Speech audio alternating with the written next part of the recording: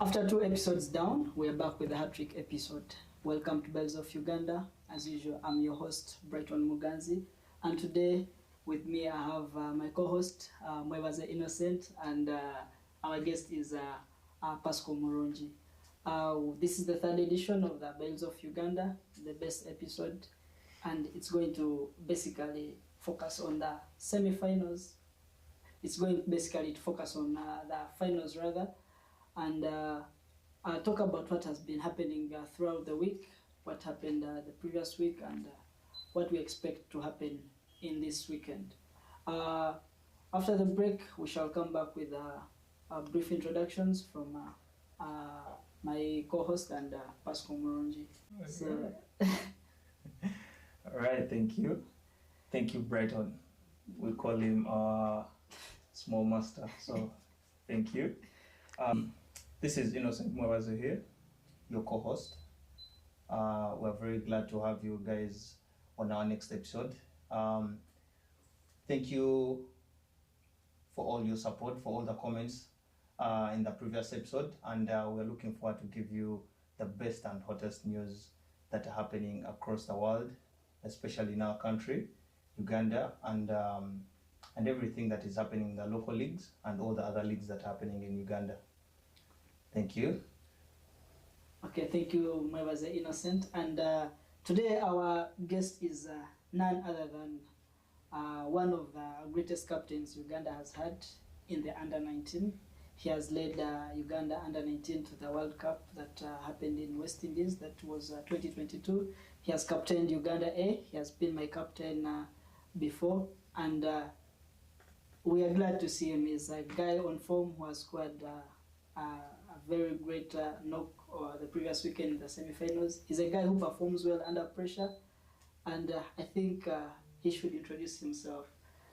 Welcome, Pascal Moronji. Yeah, thank you so much. I think after a long introduction from the host, I shouldn't introduce myself anymore. But yeah, I'm Murugi Pascal, and I'm very happy to be here to be hosted at the Bells of Uganda. Okay, thank you. And welcome back, guys. We're happy to see you on the third episode. Thank you for loving us. Thank you for supporting us. Thank you for the likes, comments, and everything.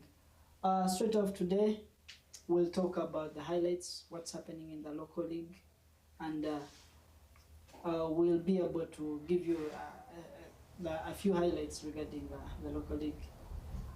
Starting off, it's the Mukono T20 kicked off yesterday, happening at Florida Cricket Oval. The tournament kicked off yesterday with 6 teams. That is Lugazi Trekkers, Boyukwe Sailors. The tournament kicked off yesterday with 6 teams that are participating. Hence, Lugazi Trekkers, Buvuma Sailors, Boyukwe Gladiators, Njeru Warriors, Mukono Development, and Kayunga Titans. The tournament kicked off yesterday. We are glad. We thank all the sponsors who have put enough support and the love for the sport. We are actually glad to see the CEO who happened to be around yesterday. Thank you for your support. Thank you for the love for the game. And after the break, we'll give you the highlights and the scores, what happened in the tournament in the first 2 days. Thank you. Let's welcome back from the break, and we're going to give you a brief highlight regarding the kickoff day of the Mukono T20. Due to rain and bad weather, the game was shortened. The early morning game was shortened, and the tournament commenced with Lugazi Trekkers. Lugazi Trekkers played against Kayunga Titans in the morning. Lugazi set the tone in 10 overs bliss after Chidega Christopher scored a magnificent 50 of 33 and Jaffa Ochaya scoring 41. This score led them to 104 for 1, and they defended it easily, winning by 21 runs against Kayunga Titans. In the afternoon, Njeru Warriors played against Buyukwe Gladiators. the highlight of the day was Yunus Obi reaping five wickets in the afternoon, and Njeru captain Nwagawa Edwin scored 37 of 33, and this led to Njeru's victory.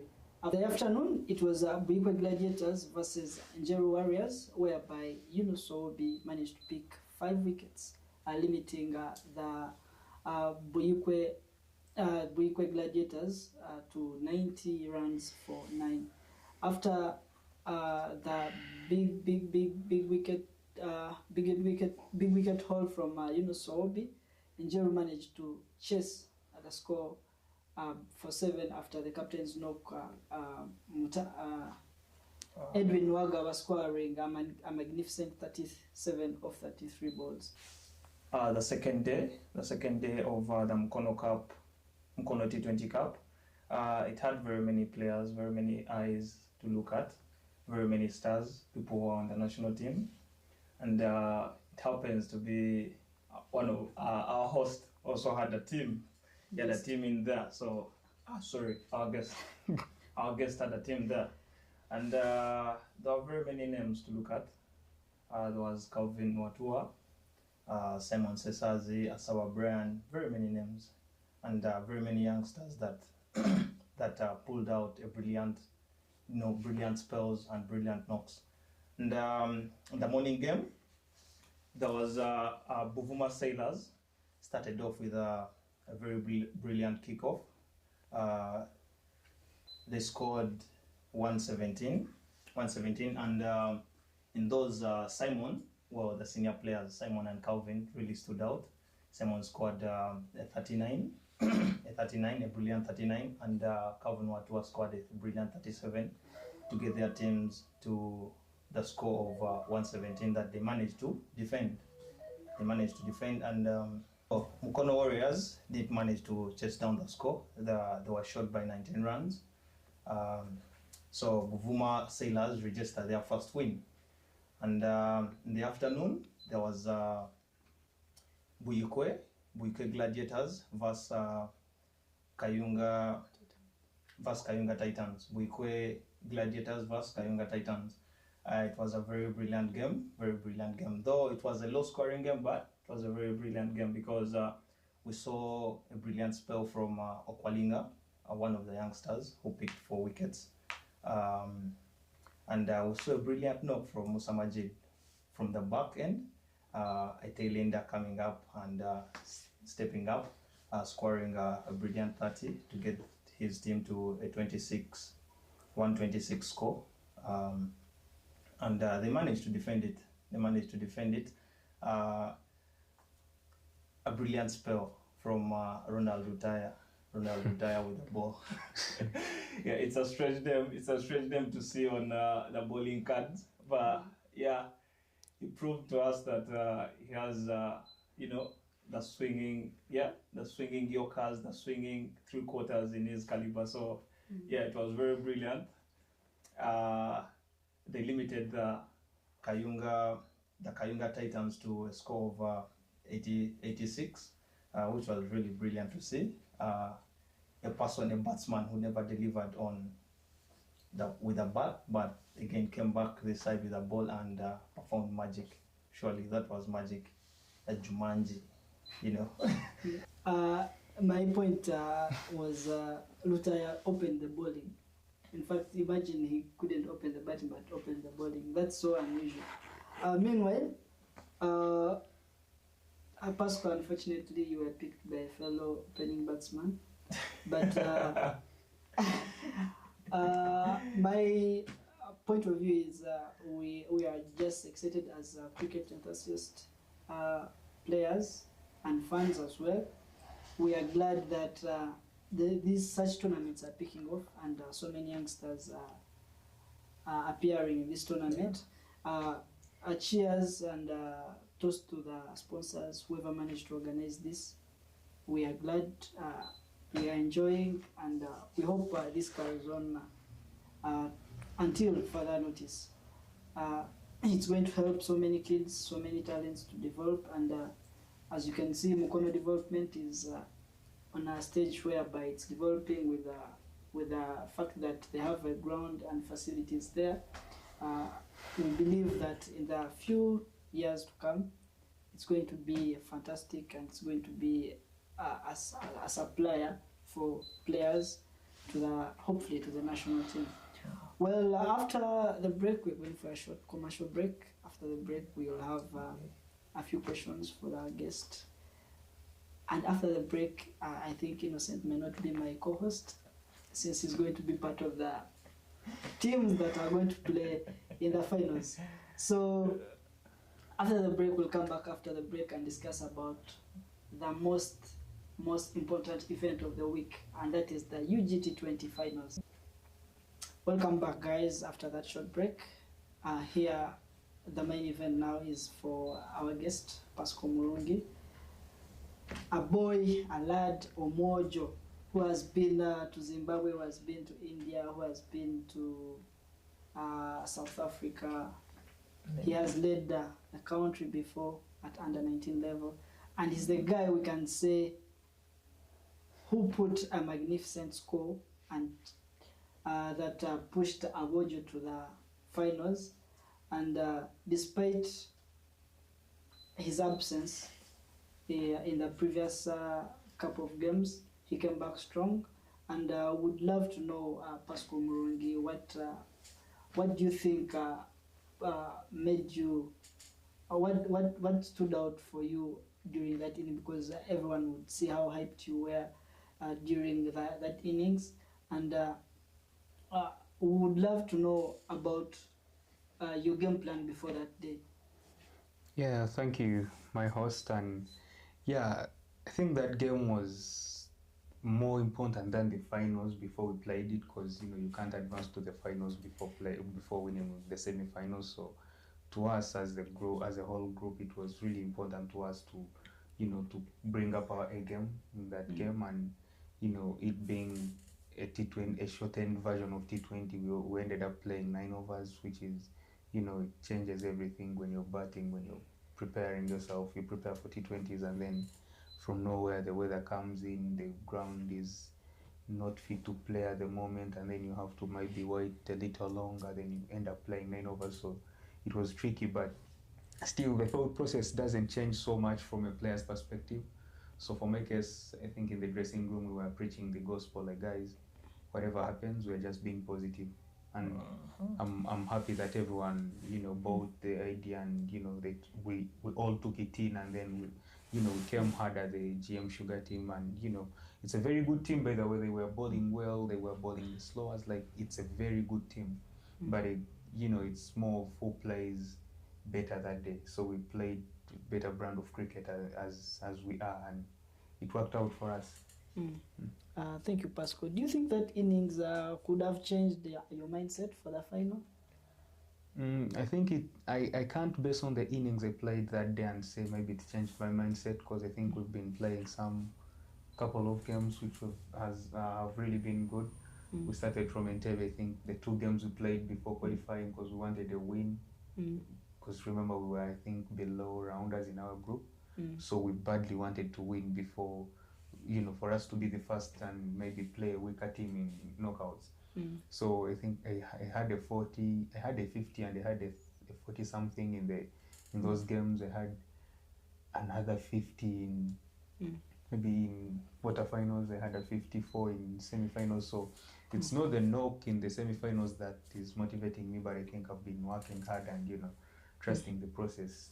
As long as you trust the skill you have, and then maybe the team you're in, as long as the team knows what you can do, and maybe the technical bench around you telling you, like, yeah, this is the right way, this is the brand of cricket. Because in the Abojo team, they always preach the gospel of being positive, and not to just waste balls. If you have to play 10 balls, make the best out of the 10 balls you've played. So that's the attitude. If you happen to see the guys I'm playing around with, Baguma, Fortunate, if you see Amos, Sasaba, everyone is going hard. So it's good for us, and I think with what we are doing, there are high chances of us changing the thought process behind the Uganda's cricket if we keep playing this, and because now it's working out for us, it's working well for us.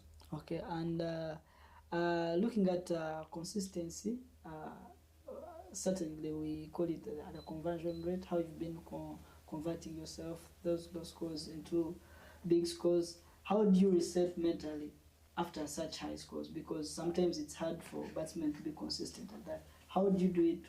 What special thing do you do to stay consistent? Basically talking about this T20 tournament. Yeah, still I'll go back to, cricket. Cricket is a tricky game, a very nice game, but tricky at the same time. So when it comes to batting, time will come when you're scoring runs for fun. So you find when you're confident and when you've been practicing well, you're trusting your abilities, it's always easy for you to score the runs, because I know most of the players, I'll say we because I'm a player, so we fail to score runs because of the confidence. So whenever you're not confident, you're not assured of clearing that boundary, especially T20s, we always we start from 6 to 1. The most can be 6, and we always go for the most before we think of a dot or a run or a single too. So if you're not confident enough to go over the 5 fielders outside the 30 yards, when it's maybe power play, when the power play is done, then you stand a chance of not scoring runs. But at the moment, as long as I'm keeping my head down, I think it's quite easy for me to clear any boundary at the moment. Okay, and looking at Ismaili community, that's the team you're going to play against on Sunday. You guys have a mutual, can I say, it could be a mutual culture between the teams, because it's a community, it's a family, and we've seen you guys grow up as a family as well. So it's something that is very unique and to call up for in maybe in Uganda cricket, because these two teams, actually I'm not surprised that most of the teams, like I've talked about it before, that reached the knockout stages, were kind of a community and family. If you look at GM Sugar, you look at Ismaili, you look at Avoja, and you look at Avengers, they have something in common. But finally, it's Ismaili.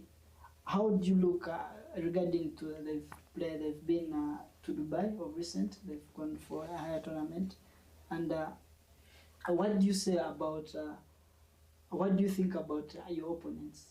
Yeah, so to me, I'll start with the culture you're talking about, because it really stands out for me. If you happen to see all the big teams, let me say the emerging teams of the first class countries, talk about South Africa or what, they happen to put them in the camp, and they be together for quite some good time, like maybe a year or like 10 months plus. So the more you get used to the more you stop calling a teammate and you start calling him a brother. That's a big thing in sports. So the moment you happen to become as a family, someone's weakness, his strength, and you always try to support him, to always back his strength and not based on the weakness for you to judge him or what. So it's a big thing for us, because if you see the team we're having as Avojo, we've been together for the last maybe 7 years. The list should be 7 years, 7 to 10 years. We've been together. So we all know what we can do. We've lost so many games as a unit, and the more games we've lost, the more we've learned as a unit. So I think it's the right time for us to be where we are. If you compare us with Ismaili, yes, Ismaili is a good team, because you can't make it to the finals just like that. So Ismaili is a very good team, and it being a community, as you said, it's also a family, as maybe Avojo, but the other way around. So Ismaili, the only thing is for them, yes, they are from one community, but what makes us stand out is more of maybe the average age, because yes, they have the experience, that's the truth, but the physique in the field, the game awareness, they have the game awareness, but they are not as fast as we are. So I think yes, there are two good teams, so I still back Avojo to be the best at the moment, because they can run, everyone can field, everyone can so it's not a team that bases on one or two people to put up a show. Okay, thank you so much, Pascal. And then do you guys think you're going to stick to the same plan, and or there's a change in style that you might think might work for finals, or are you going to stick to the same plan as Pascal or as the squad? Yeah, I think we haven't discussed it as a team, but I highly doubt if anything will change, because there is no need of you fixing something that is working well for you, because how do I wash a clean cloth? If it's working out for you, then just keep going. And then this might go to both of you. Innocent Mwebaze, Awojo team has been unique ever since I don't know its existence, and one of the highlights of the Awojo, like what inspires most of the guys, is that school hymn that is sung before the game. Come what come may, every time the Awojo are going to play a tournament or a game, every match they sing that school hymn. Can I say it's a hymn that gives you that momentum for the game, because everyone is hyped after that hymn. And regarding the message that is in the hymn, it really shows how Nyakasura and Awojo are eagerly waiting and fighting for their love and that. Well, regarding the hymn, it's a tradition. It's a tradition, and it's a school hymn where all of us have gone through, and it has a unique message in it. There's a stanza that says, "Years of struggle lie behind us." Yeah, so that specific part talks about our journey, because surely years of struggle are really behind us, because it wasn't an easy journey to be here.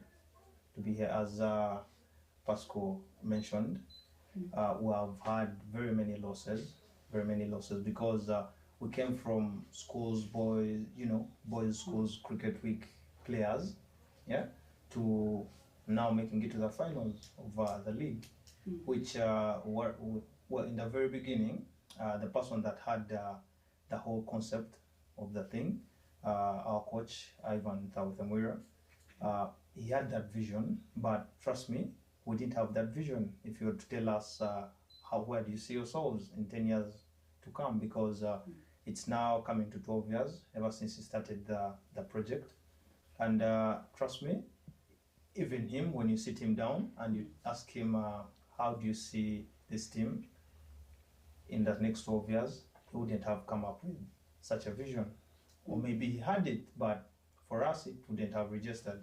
So really, there have been very many years of struggle behind us, which have brought us to this. So every time we recite that hymn, it reminds us of who we are, what our mission is, and it has also another stanza in that talks about the brotherhood. So it really defines the Awojo cricket as a whole, So yeah, so every time we sing that hymn, we are honoring the school where we went through, we're honoring the region, we're honoring the works, yeah, and we're also honoring God, because it has God everywhere in it. So those are the pillars that we are standing on, yeah, God, the works, and the people that we're representing. So it really means a lot to us. Okay. Yeah. That's so amazing. I hope everything turns out well, and I would love to wish the best team for that day.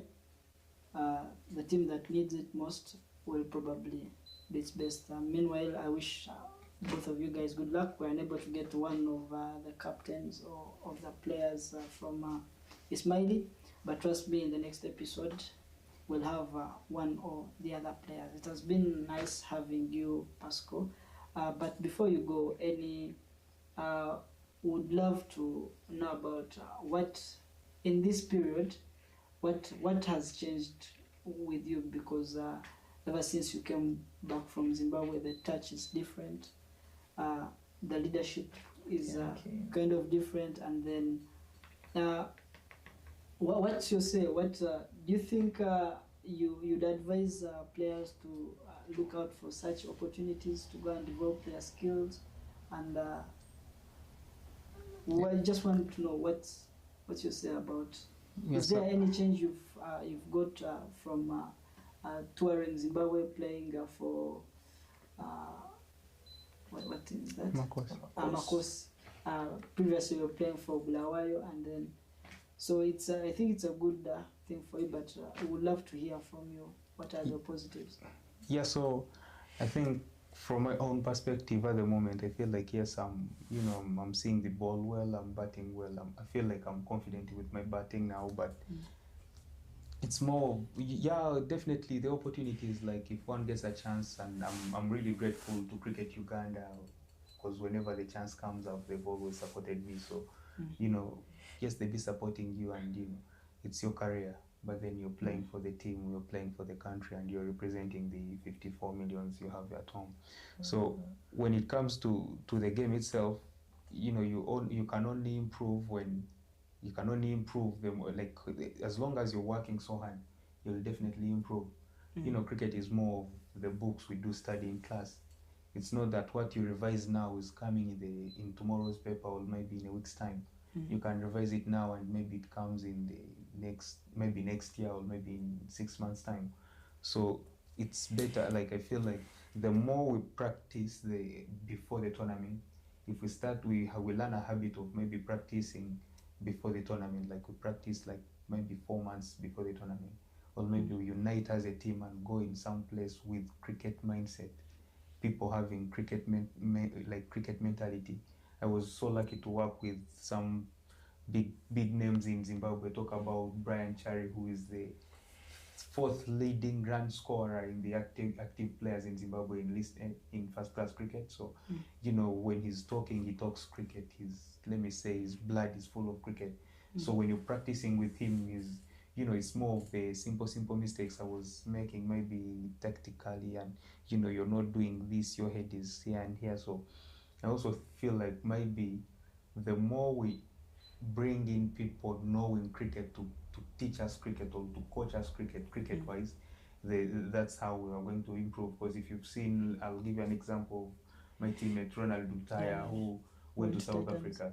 One of the best academies in Africa, I'll say in Africa. So when he came back, the way he was batting, like he was looking $1 million. So I also feel like the more the association invests in the players, the more cricket we're going to play. And if they happen to send, let me say, I can't say 5 guys, I'll say 5 of us somewhere. Well, and 5 of us come back. Have to be one. It's nice when you're there, you're playing cricket. Cricket is a nice thing. So, yeah, but the more guys sent away, the more guys playing cricket abroad or maybe in different conditions, you improve. So the Amakosi team I was playing for, we were using like 5 grounds. You travel 290 k's to go somewhere, you play, the conditions totally change. So the moment you adjust here and score runs, you adjust somewhere, you score runs, you get to some other place where the ball is turning like nothing, you score runs. So when you come back at home, or maybe when you go in an international tournament, at least you're not green about any conditions. You know at least you got this and this, which is lacking in Uganda at the moment, because the quality of cricket we play, yes, we have very good players, but not so many. So the other side, you find you're playing 11 teams, maybe you have to play 11 or 13 games. There are 14 teams in the tournament. You play the best, like cream of the Zimbabwe cricket. However, we watch on TV, Skandaraza, I was pleased to play with Tinotenda Maposa, like those guys, when they're talking to you, they talk cricket. And, if you also don't learn unless you don't want. But I'm grateful to Cricket Uganda for giving me such an opportunity. Okay. Thank you so much. Again, cheers to Cricket Uganda. We've seen a couple of development initiatives coming up, sending guys abroad. I've seen Lutaya, we've talked about Lutaya. We've seen, actually it's exposure that will bring the youngsters to the top of their game. We've seen Kenneth Waiswa playing in the UK. We've seen guys playing in the leagues around East Africa, going to Rwanda, going to Kenya. And no wonder the guys who have been going away are exactly doing something different in our local league as well. Meanwhile, again, we can't thank you enough for such opportunities. And I think it's I hope it's going to work out as well. The start is always small, and hopefully this year 2 of you guys had the opportunities to go away. Maybe next year it's going to be 5. So let's look at continuous improvement in Cricket Uganda. Meanwhile, another story we would love to know about is engagements in the ICC programs. We've looked at the coaching programs. I've seen so many players being engaged in the coaching programs, level 1 coaching. Most of the players actually have been engaged in that, umpiring, scoring. So that shows how the sport is developing in Uganda right now. We've seen the development programs, emerging team, which is training almost daily at Lugogo, the Uganda A team, as well as the national team. So it's a very great pathway. And in about a minute each, I would love to hear about your insights regarding those teams, the development teams, and the pathways. The initiative that the association, the initiative that Cricket Uganda has come up with of all players have to be educated, especially when it comes to the coaching side. There's a saying that says the best way of learning something is teach it.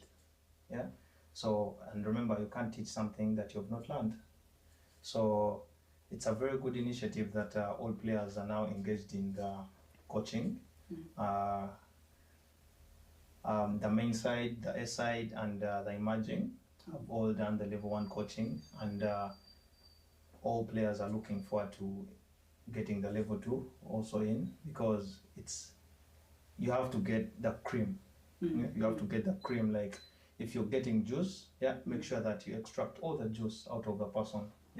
So it's a very good initiative that we're not only focusing on the game, the ground itself, but we're focusing on very many others that the knowledge that you possess when you're on the national team, you should be able to pass it on to the next generation. So it's a very good initiative. We pray Cricket Uganda continues to support all the players into getting all the levels, level 2 and level 3, because that's the way to go. And it will really. Thank you so much, my host. And so to me, I'll definitely, I can't, in our culture, they say when someone who is older than you mentions something, never add a single word. So when whoever's the innocent happens to mention that, and when he happens to tell you that what Cricket Uganda is doing when it comes to the coaching programs and umpiring courses and everything, it's on the right track. We are really privileged to be under such an organization which is doing that to us, and we are happy, we are grateful, we can't take it for granted. So me, I'll definitely go and talk about the teams you're talking about, emerging and under 19. In the recent past, we've been losing plenty of talent, plenty of players, just because the moment you're done with your under 19, you have to compete with to be on the national team. And on a rare case, you'll be too good for you to leave under 19 straight to the national team, unless you're the Juma Miyaji, maybe Cosmas Cheuta, or maybe Cyrus Kapuru, maybe the Baguma Josephs of the country. Or Pascal Moronji. So you only have to be good to like that class for you to just leave under 19 to the national team. And others, you find a team having 14, but only 2 will advance to the national team. So where are the other 14? The other 14 or 12. So that's how we've been losing the players, and maybe, but at the moment we are really privileged that whoever is not in under 19 is maybe in the emerging team. Whoever is not in the emerging, when you advance from under 19, you go to emerging. From the emerging, you go to the Uganda A. Then when you're playing well, you get a chance to test how tough or how difficult international cricket is with the national team. So it's the best thing to do for us now. I feel like as the players, even when you're playing, you're working so hard. Maybe I didn't get a chance of playing for the under 19.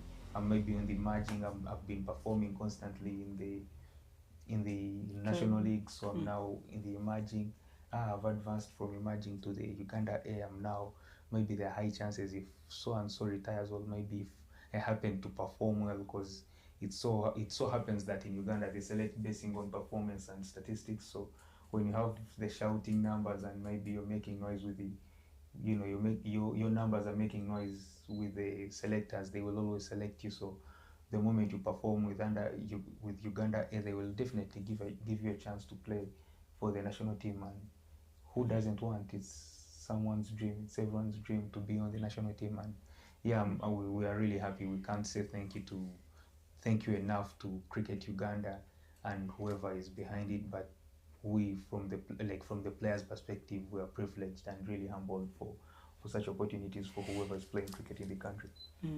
Thank you so much, Pasco. Well, thank you. On the international scene, we have Victoria Paul's team that's in Thailand, playing in the ICC Women's Emerging Nation Trophy. And we had our kickoff game against Scotland yesterday. And well, not the results that we expected or what we hoped for. The bowlers bowled very well. We restricted Scotland to a score of 115, which was a very decent score. But well, we fell short. We fell short by 15 runs. Well, great efforts. We had our chance, but well, Scotland proved that well, they are still big boys. So, and today we had our second game against Namibia. Well, Namibia scored a very low score. Still, the bowling side is really standing out, especially the spin side from Konse Aweko and Akteng. Yeah, they are really showing their resilience and their edge and their great performances. And they restricted Namibia to a score of 83 for 8. But well, still the batting side didn't really stand out. We fell short by 12 runs. To get used to the conditions of that particular place where they're playing from, so as by the time the tournament starts, there is all areas are covered, so as they are giving in their best. Because if you happen to go in a tournament and then you land today, maybe you just take a few laps around the ground, tomorrow you're in for the game, I believe you're not good enough, because we've seen when India is playing from South Africa, they travel 2-3 weeks before the tournament, when the big boys. I understand where the country we're in, maybe sometimes the fans are not there, but if it's possible, if the players could travel maybe sometime before the tournament, so as they can acclimatize with the conditions of that place, I think it makes a very big difference when it comes to we the fans. Because when the fans are watching, they're like, hey, this team is not doing what we expected. But if you think about it the other way around, it's it takes a lot. People just see the 120 balls you play or the 120 balls you face. They will not talk about the other one. There is the psychological, the logical part before the game, before the first ball is being bowled. So I think it matters so much. Maybe if they can, the earlier we do it, the better. Now, we can't say we didn't get practice games, because now we didn't, but then what? So I think it's more just wishing them the best of luck, and them, knowing who they are, because it's a very good team. We have very good bowlers, very good batters. So it's just more of maybe that one switch that just, the moment you're saying, yeah, this is the time. I'm sure the moment we play our A game, it's quite hard for any team in that tournament to come close to us. Sure. Yeah, thank you so much, Pascal. But we just wish you guys the best, and keep your heads up. We believe you guys can make it, and you're going to make the country proud. Thank you, guys. Thank you for today. We at this moment, allow me close this podcast. It has been nice having you guys, and as usual, I'm your host, Brighton Muganzi, alongside my co-host, Innocent. Yep. Innocent Mwebaze, and Pascal Murungi has been our guest of the day. So on Sunday, it's going to be fire in Entebbe in the afternoon. It's Ismaili versus Abojo, having their finals of the Uganda T20 semi-finals. Don't think of this way or that way. We're all heading to Entebbe Cricket Oval. straight to the Entebbe Cricket Oval in the afternoon.